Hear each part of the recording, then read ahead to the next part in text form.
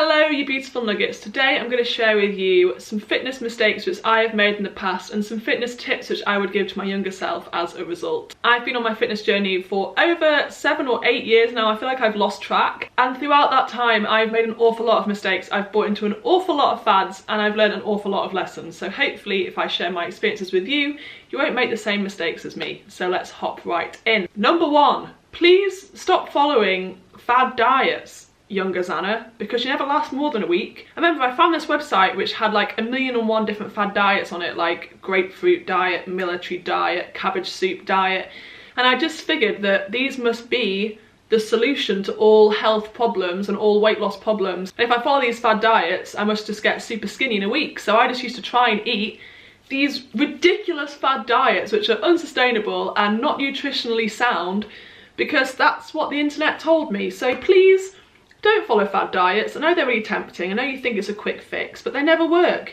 You never ever stuck with one, ever, did you, Zanna? No you didn't, so don't do it. Lesson number 2, don't Google how many calories to eat, because Google doesn't have the answer for you. I used to Google what's the lowest amount of calories that I can eat and still be healthy, and it told me 1,200 calories, right? That's what Google tells you. I'm a 6'2" human. If I eat 1,200 calories, that is practically starvation for somebody of my size. But Google told me to eat that many calories, so that's what I ate. And also, while you're there, stop panicking so much about calories. It's more important to just focus on portions and nutrition and macro and micronutrients rather than being like calories, calories, calories, because health is not defined by a calorie total. Lesson number 3 is that carbs aren't the enemy. There was a phase when I had a massive fear of carbs and I used to disguise it as eating paleo because I just wanted to add a label to how I was eating and kind of justify the fact that I was terrified of carbs. But yeah, I used to be absolutely terrified of them. I used to think that they made me fat. And now, as I'm somebody who is plant-based, I eat majority carbs. Most of my meals are very carb dense and I feel fantastic, and actually I feel like I'm thriving. Also, thrown into lesson number 3 is stop obsessing about protein. Stop obsessing about macronutrients in general. But I used to be so obsessed with high protein this, high protein that. I used to think if something said high protein, it was healthy, but protein isn't the be all and end all. It's not a dictation of health how high protein a meal is. Protein is important, but it's not the ultimate macronutrient. All 3 macronutrients are important, so don't prioritise protein above carbohydrates and fats. Just get a balance of them all. Lesson number 4, please try and detach yourself from macronutrients as soon as possible.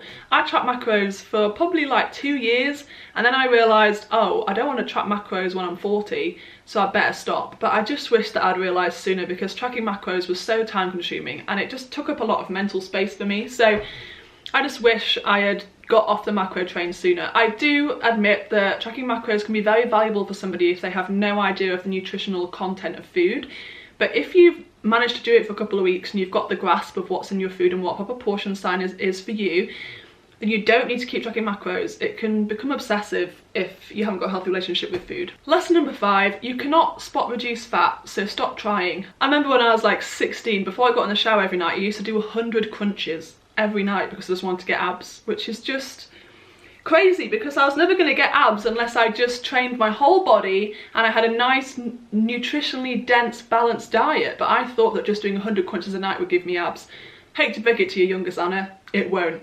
Lesson number 6, I hope I'm keeping count correctly, is that weights won't make you bulky, they will make you strong. I had a big fear of weights for a very long time, and then eventually when I did manage to get myself into weights and got rid of that fear, it completely changed my life. Weights made me feel so strong, so empowered. It completely and utterly transformed my body. It transformed the shape of my body. It transformed how I felt in my skin. So please don't be scared of weights. They won't make you bulky, they will make you feel amazing. Lesson number 7 is that there's many different ways to be fit, not just the way that the girls online are fit. I used to think that the only way I could be fit would be doing what everybody else is doing. And back when I started, everybody else was doing bodybuilding, so I thought that was what fitness was. And I did that sort of training for quite a few years because I didn't really know anything else. I didn't really know how else to train or how else to move my body. That's just what everybody else did, so that's what I thought you had to do. So Zanna, you don't have to bodybuild. That's not the only way to train. You can go for a run, you can do HIIT. Please don't feel trapped doing what everybody else is doing. Fitness is completely and utterly personal to you. Similar to this, lesson number 8 is that cardio isn't the devil. I remember back when I first started out in fitness, when I was in my bodybuilding phase, everybody was demonizing cardio and being like, if you do cardio you lose your gains, if you do cardio, cardio is cardio, blah blah blah blah blah. So I never really did cardio. But now I'm in a place in my life when my cardio workouts are probably my favourite workouts that I do. I absolutely love them because they make me sweat, they make me challenge myself, they make me push myself out of my comfort zone. I really enjoy them. And I'm so sad that I didn't get to find this enjoyment early on because I just did what everybody else did, and I thought that I shouldn't be doing cardio. But cardio has so many benefits, not just mentally but also physically. It makes you have a strong cardiovascular system, which is good for long-term health. So please, younger Zanna, don't demonize cardio. Lesson number 9 that I've learned is supplements are not miracle workers. I used to get into all these random supplements. I used to take like CLA and L-carnitine and creatine and beta-alanine and all these different things, mainly because I was sponsored by a supplement company, so I just get sent all of them and I was like, oh well, I'll take them because they must work.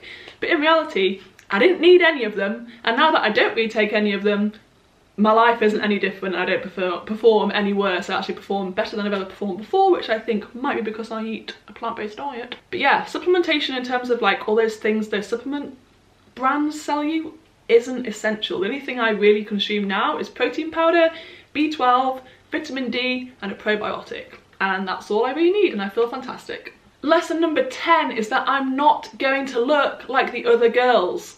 I'm 6'2", I'm lanky, I'm long. It's really hard for me to build muscle, and I used to always aspire to have these muscular quads, these big peachy glutes, these capped shoulders, and I've just realised I'm not going to be that woman who's like thick and curvy with a small waist and a big bum, because I'm just lanky and it's the way I am, and I've learned to love it. So yes, no matter how you train, Zanna, you're not going to look like the other girls, so just embrace who you are. And my final lesson that I want to tell my younger self, my 11th tip, is to please open your mind to plant-based eating. I used to be so obsessed with eating so much protein that I would eat excessive amounts of meat. I mean, I used to eat like 3 chicken breasts a day. I would eat beef, mince, so much. Like, looking back on it now, I'm just like, wow. But yes, I did eat a lot of animal products. I mean, I used to eat them in every single meal that I consumed. I used to kind of demonize, maybe patronize people who were vegetarian, especially vegans. I mean, look at me now, I'm a plant-based person. The times have changed. But yeah, I would love to tell my younger self, Zanna, please don't be so close-minded about plant-based eating, because when you do eventually adopt a plant-based diet, it's literally going to change your life, and it's going to give you a purpose to the way that you eat that is beyond yourself. Because up until this point, the only reason I ate the way that I ate was for my own health, but now the way that I eat is not just for me, it's for the planet, it's for the animals, it's for the whole of humanity. So I feel like I'm eating for a purpose now, and I just wish that I'd found that purpose earlier on in life. So those are the fitness mistakes which I made when I was younger, and those are the lessons which I would like to tell my younger self. I hope that you guys found it interesting and insightful. Perhaps you can relate to a few of them. Perhaps you're making 1 or 2 of the mistakes right now and you might be thinking, oh, I might need to think about that. So if you did like this video, please give it a cheeky thumbs up and subscribe to my channel, and I'll see you super soon, guys. Bye!